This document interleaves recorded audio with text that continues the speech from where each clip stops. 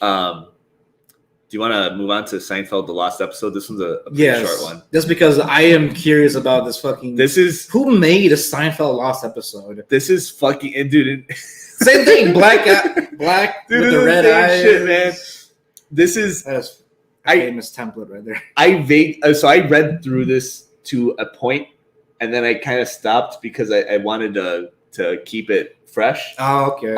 But I read everything I needed to.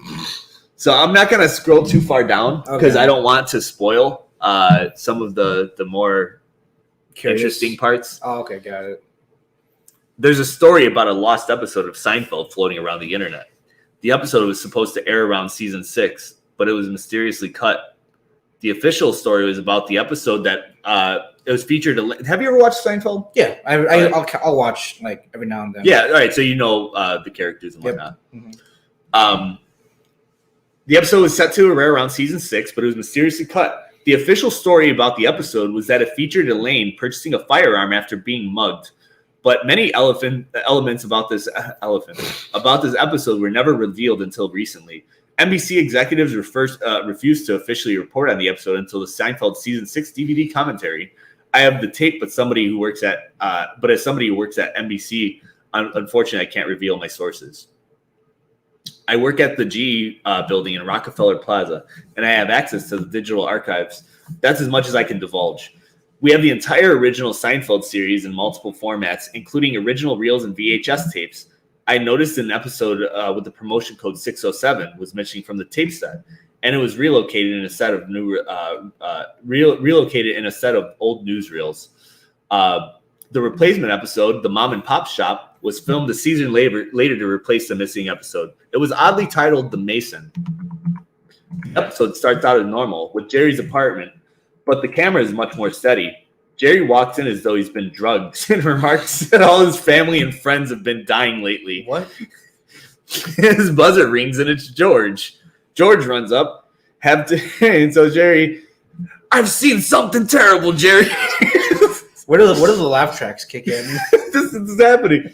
He's mumbling and stuttering for about 5 minutes until he can form a sentence. There are still pauses for humor, but there's no audience or laugh track. Oh, okay. Here we go. You ready for the kicker? Okay. No audience or laugh track. George informs Jerry that planes have crashed into the Twin Towers.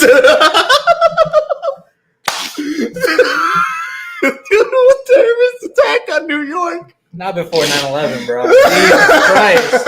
What?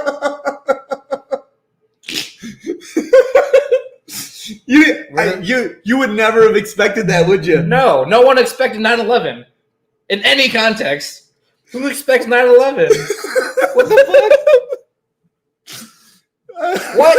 What is this? Yeah, Jerry, I've seen something terrible. 9/11. I've seen something terrible, Jerry. What the fuck? Jerry turns on the news and you can see modern footage of the 9/11 attacks, all pre-filmed several years beforehand. George says that isn't the worst part. Elaine and Kramer were in the towers at the time of the bombing. Oh, what precedes is a graphic and explicit phone call, screaming and crying as Kramer says something terrible has happened and Elaine is dead. Kramer screams as there's no air in the building and he's burning to death and he's going to jump. Man, that's very unlike Kramer. Kramer's a pretty wacky dude, right? Yeah, I like him. This is a little bit more serious for us. Oh no, I can't get out of the building. I'm gonna jump, Jerry. I'm gonna jump. The camera cuts to live footage of a man falling from the Twin Towers. Do you see what I mean? There's no tact. This is just one of the weirdest, most tasteless stories. They're really just interlacing actual footage. Because I remember, I know what they're talking about. Yeah, the Falling Mans. And that's Kramer? Yeah, that's Kramer, dude. You didn't know? I didn't know that was fucking Kramer. He busts out. He busts in the door. He's like, hey, what's up? He busts out the window. Oh, no. I'm going to jump. Jesus Christ! What precedes is a graphic and explicit phone call, screaming and crying and crying. Say something's terrible. All right, cool. So he's got to jump. The camera cuts to live footage of a man falling from the Twin Towers. George genuinely looks upset. Says, "I'm sorry, Larry. I can't go through with this." And then he tries to walk off the set, but people stop him and push him towards the stage. He walks out Jerry's prop window, and you can hear him calling his agent. There's a lot of mumbling, and you can see candles being lit behind the stage. Jerry goes over the bookcase and pulls it aside, revealing a ceremonial black table, candles, a dinner plate, and a strange box. There's a Masonic symbol against black cloth just outside where the fake stage window should be. Jerry says some weird things in a foreign dialect, and then Cameron shows a poster of Barack Obama. This episode originally aired in 1995. The scene ends with Jerry waking up in bed as though it's all a nightmare. Kramer then comes in and asks Jerry if Jerry's seen a lizard. Jerry laughs and said, "We are the lizards." So silly. His eyes become slivered like almonds. Where are we going? What turn did we make? Like someone split the timeline. This is where we split the timeline. What the fuck is going on? Dude, the scene ends. He's like, "Kramer, have you seen the lizard?" Jerry laughs and says, "We are the lizards." He's like, "We are the lizards, Kramer." Oh my god. What the fuck is going on? Where are we? His eyes become slivered like almonds. This tape is only 7 minutes long, and what precedes is just 20 minutes of dead air. If you continue watching to the end, it seems there are three more news reports tacked on. The first about an outbreak of swine flu, the second about a train bombing, and the third, COVID. There you go. There you go. What the fuck is this? This is disrespectful. It should not. I am offended that this exists. What the? Why? Like, what thought process? What were you smoking? What were you? This guy must have been just going off of some random ass shroom trip and started riding this. What the fuck's going?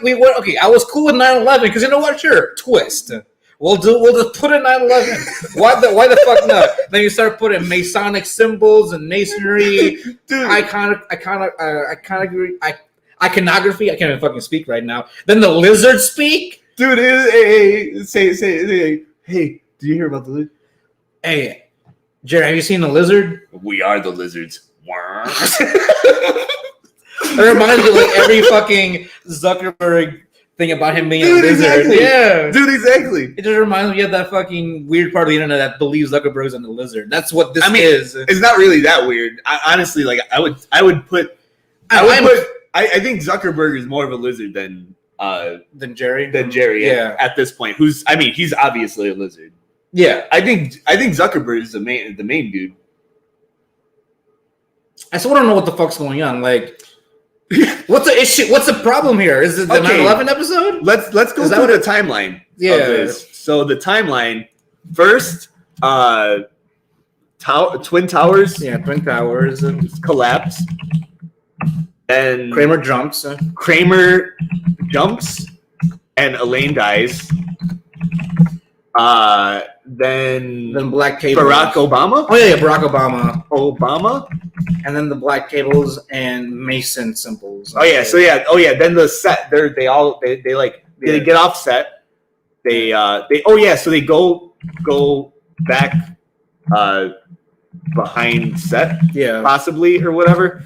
And then that was the table with Masonic symbols. Yeah, Mason symbols and shit. And dinner? Yeah. Yum.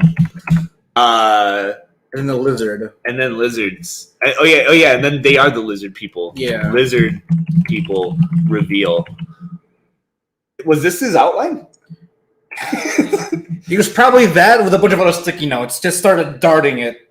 Fucking like these have no relation to each other. They shouldn't be. The only thing I could ever see is either Kramer or Elaine, whatever maybe they could be related, but everything here in this timeline is off the wall. There's really not I'm upset that he made a story with this outline. It's just it's so scattered, man. It's like you don't know where to pinpoint. Like you want to say like, oh, this doesn't make sense, but none of it does. Like you had me going with the mysterious lost episode. Okay, cool. We're looking at behind the scenes shit now, but then you're just starting to pulling shit out of your ass. Really bad. Why Seinfeld? Why did Seinfeld have to be the vessel for this story? Could you have chose like a drama or something, or was it the point that it's Seinfeld? I think it might be that because Seinfeld's a show about nothing. Is this ironic or is this? Yes. I think it's got to be. It's got to be ironic because it's Seinfeld. Dude, we are the lizards. A show about nothing, so they're pulling all this shit. That's what I guess the point is, maybe why Seinfeld out of all shows. Because the only other show I could think of that could be just as strange would be if someone did Everybody Loves Raymond and had that be a lost episode. Have that be a 9/11 lizard Masonic symbol episode. Everybody Loves Raymond. That 70s show. Or that 70s show, you know. But Seinfeld was also, I guess, a candidate for this kind of whatever this is. The Office. Michael Scott walks in. Something terrible has happened. Good Lord, man. I am genuinely upset about this. This is someone's storyboard right here.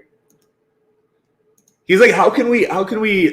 Dude, they're like time skippers, but also they're like lizard skipping time skippers, lizard people time skippers. I mean, I guess we can root the problem that they are. The problem is that they're lizard people. That's where the issue is. Okay, no, the problem is creepypasta.com. Oh, this is the root of the issue. There's a reason why it's died. So, all right, back to where you say the root is the lizard people. Oh, I was thinking that the lizard people. I'm going to assume, in the context of this lost episode, the lizard people are the reason for 9/11. So, all right, so yes, but from what I'm getting from this, because they predicted everything. So, no, never mind. This whole story actually makes sense. Okay, explain. Okay, so how it works, I don't know if it's supposed to make sense for what it's worth. For what it's worth, at this point, you might as well make an educated guess. Okay, so what I see it as, makes total sense. So you've got this stupid fucking weird Seinfeld episode, which none of the characters actually act like Seinfeld characters whatsoever. That's the recurring theme in these creepypastas. It's like they're out of character, or just like fanfics in general. Like they're completely out of character. It's like they have this story that they want to tell, and then they just like plug it into a well-known franchise that they happen to like or something. It's like, oh hey, I'm gonna put this in Seinfeld. This is very much satire, most likely. So I mean, I'm not gonna say that this is part of it, but the lizard people made Seinfeld. Like the show? They made the show Seinfeld. Okay. That's why he said we're all lizards. Okay. I don't know. All right, so this is the only part that doesn't make sense. Is Jerry or Kramer doesn't know that. Kramer. Does Jerry say we are the lizards? Like, yeah, Jerry laughs and says we are the lizards. No, but like he says we are the lizards. Like me and Kramer are all like. Kramer asks him like, what's going on? And then Jerry says we are the lizards. And he's like, do you know about the lizards? And he was like, we are the lizards. Is he saying that like Kramer, you're also a lizard? I want to think that's it, but Kramer doesn't know. Yeah. So all right. So Kramer doesn't know, but like. They're the lizards. They're behind Seinfeld.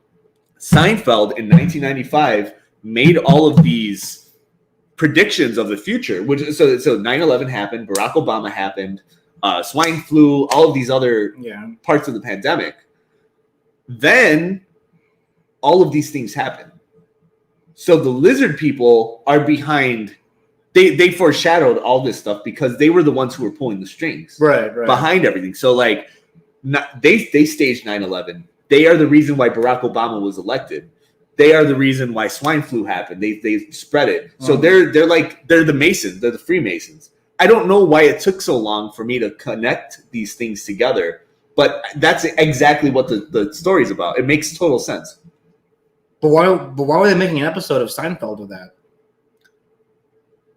I don't know why it's Seinfeld. It could have been Rugrats. Maybe that was the Rugrats secret episode that we were learning before. Because I get what you're trying to say. It makes sense in that context. But then in the way the story is being told, it seems like they're trying to make an episode predicting all these things. They did, and then they just didn't release it. Yeah, it just upset all the actors and all that. Like, it just didn't sit well. The guy needed a vessel for his story. So this was a warning then that could never have been aired because it was never finished. The guy needed a vessel for his story. You're okay. I'm taking it too seriously now at this point. Yeah, you're right. He needed something, but it was Seinfeld. It was Seinfeld. I think he may have spun a wheel of some sort. Many wheels. Many wheels. There were definitely a lot of wheels spun with all those. It could have been anything but Seinfeld. Like Seinfeld, I think he just kept spinning it until Seinfeld came up.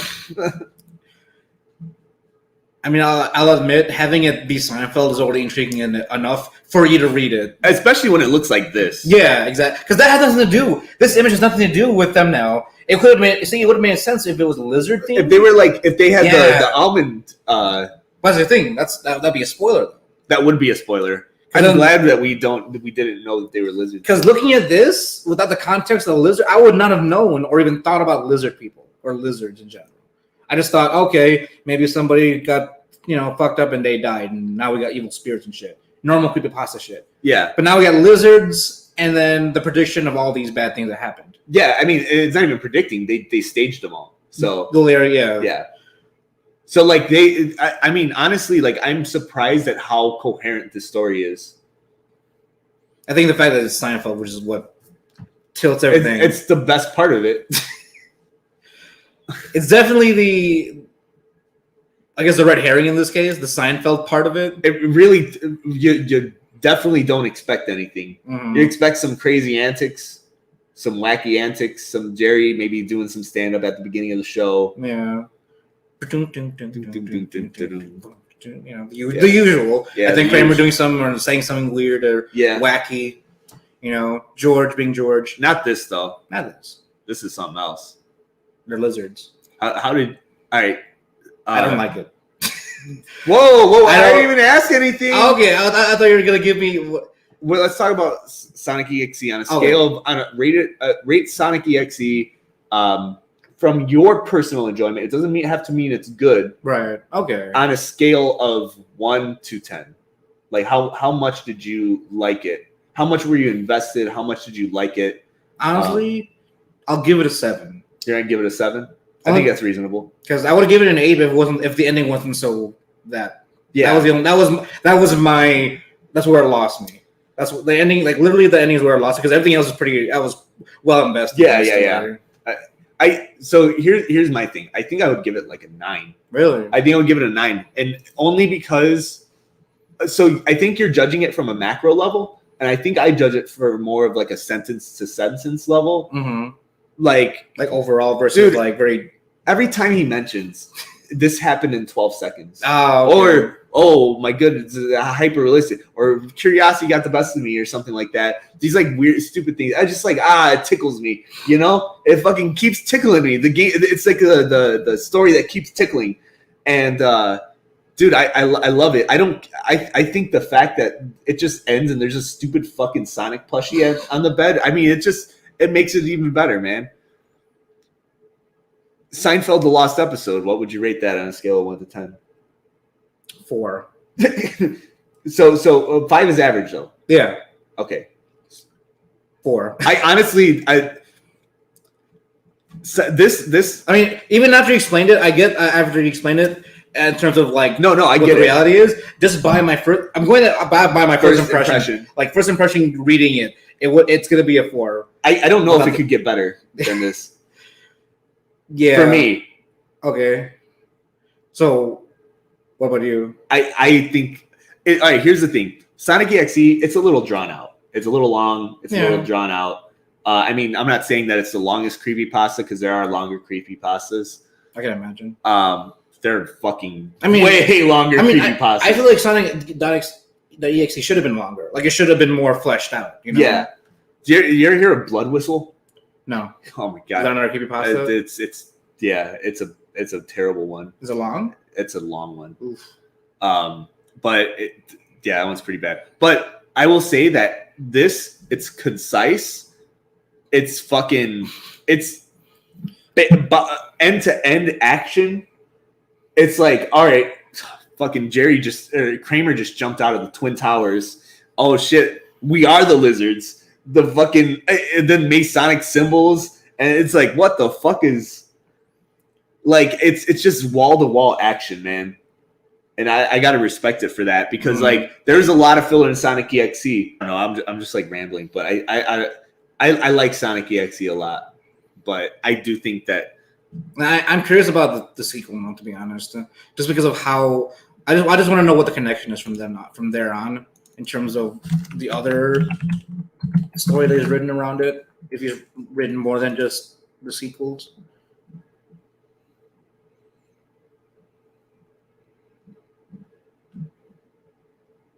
Yes, Jeff the Killer. Yeah. Let's see.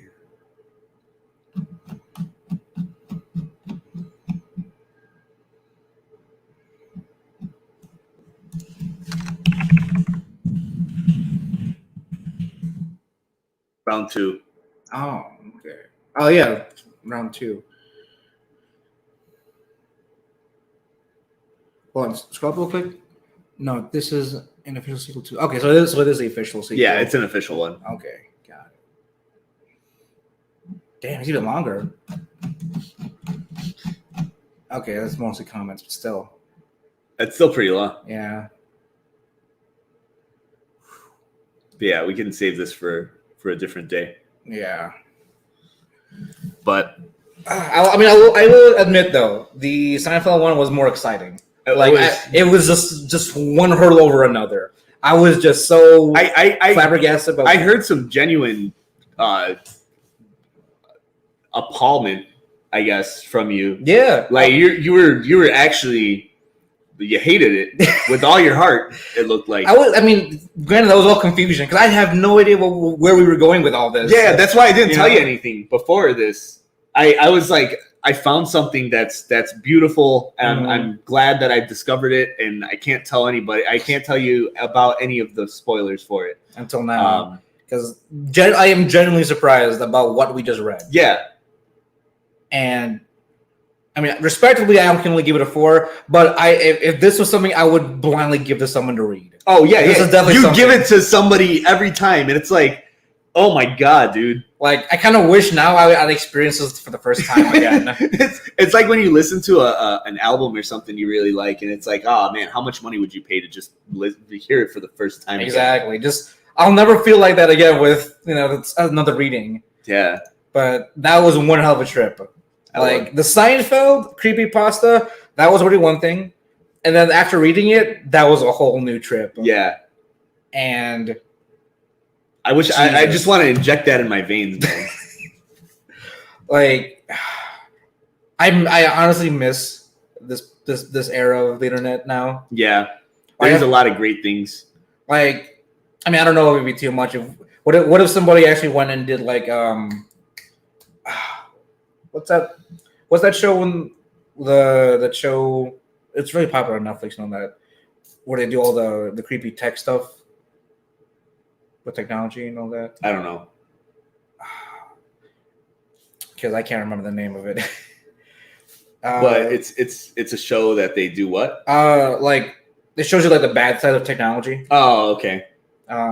Is that like the Black Mirror? Oh! Yeah. I thought you were talking about some other shit. Oh, yeah. And they just, I kind of want. Sometimes I wish we could like Black Mirror some of this creepypasta stuff, just to like kind of see it in its full potential. You know what I mean? What do you like actually like make actual shows like based on someone actually make a show, or not even a show, like make one episode of Sonic.exe of like Tom going through the whole thing, seeing the sprites going through their agony. I would pay some fucking real money to see that shit. Like, just have a Black Mirror episode on like Sonic.exe. That would be something to watch.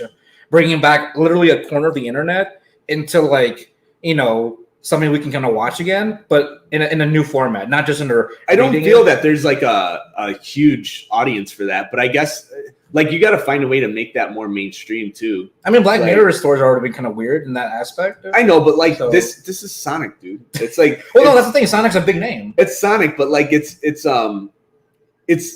made to pay homage to this Sonic EXE story that only probably like a handful of people have read. True. I mean, I feel like if someone were ever do something like that, it definitely had to be done right so that it kind of respects the original content. Plus, like, they gotta get licenses from Sonic, Final Fantasy, Silent Hill, Earthbound, and then the reversed versions of them. Yeah, that'd be one hell of a project just to make the Sonic EXE Black Mirror episode. Yeah, and that fucking Kefka laugh. and then just have this hyper realistic. Then you got this dude. Yeah. You got this dude just staring at you.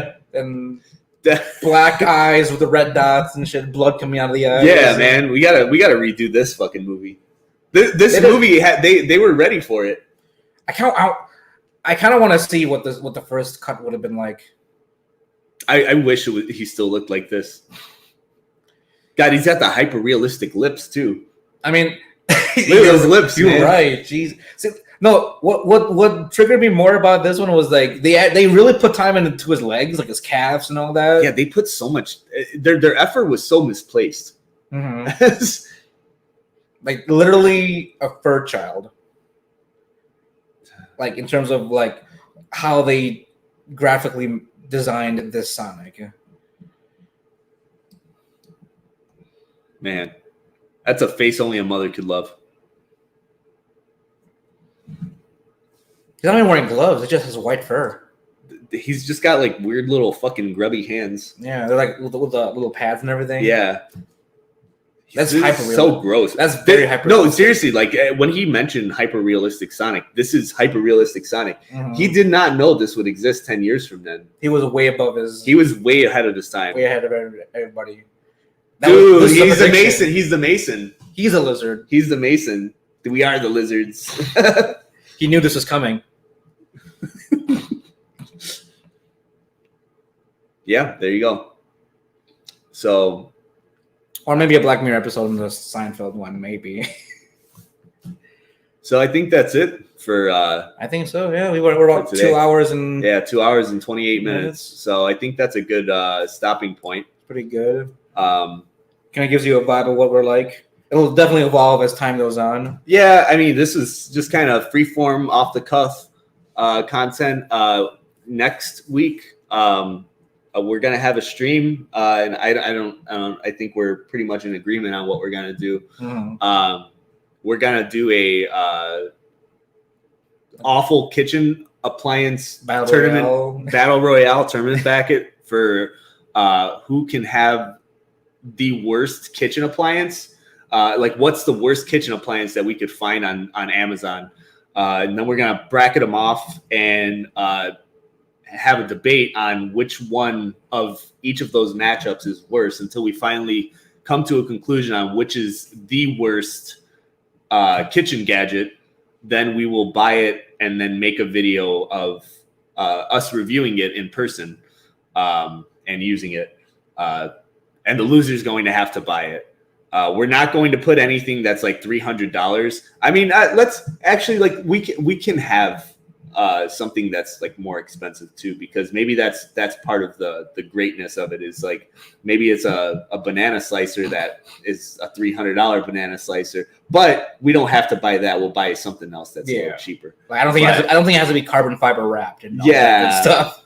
You know, but yeah, so we'll the loser will have to buy it and we'll have to record themselves using it. So I think that should be a lot of fun. We'll probably have a third person on the show, most likely my wife, to be a third moderator, just in case we can't come to a decision on which one is worse. She will step in and give her insight and judge. So it should be a lot of fun. Other than that, Joe Mel, you got anything else to say? No, nothing else. Thanks for stopping by on First Martin podcast. Yeah, thank you guys. Subscribe. We love you. Anybody who wants to watch our content, we love you with all our hearts. So goodbye, friends. Martin out. Martin out.